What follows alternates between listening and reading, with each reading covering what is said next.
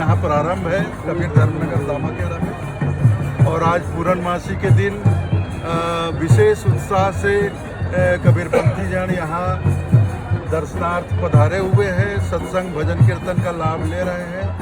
आज पूर्णमासी के उपलक्ष्य में छत्तीसगढ़ के मुख्यमंत्री माननीय भूपेश बघेल जी का आगमन हुआ, और हमारी विशेष मांग इसी बात को लेकर रही कि हमें ऐसे सूचनाएं मिल रही थी कि दामाखेड़ा के आसपास स्पंज आयरन के उद्योग लगने वाले हैं, तो हमें पता है कि इससे बहुत ज़्यादा प्रदूषण होता है।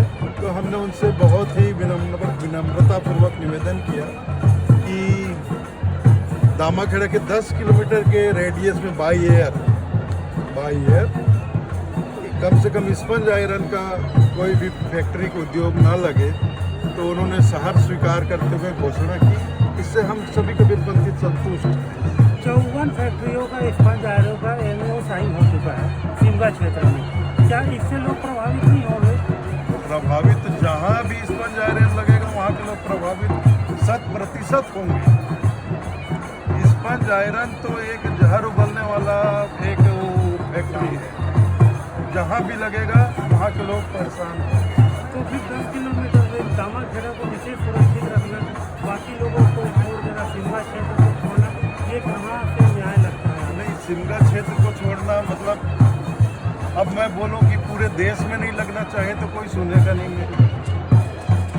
अगर मैं पूरे सिमगा ब्लॉक की बात करता तो फिर आप कहते कि बलौदा बाजार क्षेत्र को क्यों छोड़ दिए, अपने ज़िले को क्यों छोड़ दिए। ज़िले की बात करता तो आप संभाग को ये बात नहीं होती। लेकिन सिमगा रेडियस में आके 10 किलोमीटर बाई एयर में तो आ जाएगा। फिर भी लोगों से आपकी बड़ी उम्मीद रहती है क्षेत्र से, तो इस प्रकार के अगर के खुले स्पंज आयरन जो लग रहे हैं तो कहीं ना कहीं विरोध ग्रामीण भी कर रहे हैं, बहुत कर रहे हैं।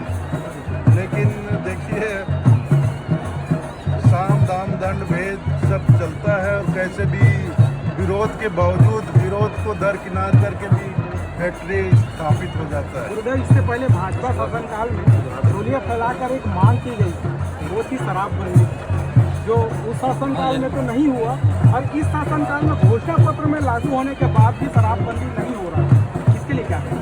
शराबबंदी नहीं हो रहा है, ये बहुत दुर्भाग्य की बात है। इसमें बहुत बड़ा दुर्भाग्य मानता हूँ कि, और मैं इसका दुष्परिणाम भी लगातार देखते जा रहा हूँ, बढ़ते जा रहा है। अब तो छोटे छोटे बच्चे भी नशा करने लग गए हैं, और शराब के साथ साथ बहुत तरह की नशाएं हमारे छत्तीसगढ़ में पैर पसार रही हैं। गांजा बहुत ज़्यादा बढ़ गया है गाँवों में, छोटे छोटे बच्चे गांजा चीलम फूकने लग गए हैं। शहर में हुक्का कैफे चलने लग गया है, जहाँ स्कूल कॉलेज के बच्चे जाकर हुक्का फूकने लग गए हैं। तो ये तो बहुत दुर्भाग्य की बात है, ये सख्ती से बंद होना चाहिए। क्षेत्र में और बहुत सारा शराब की बिक्री तो हम बहुत साल से विरोध में हैं।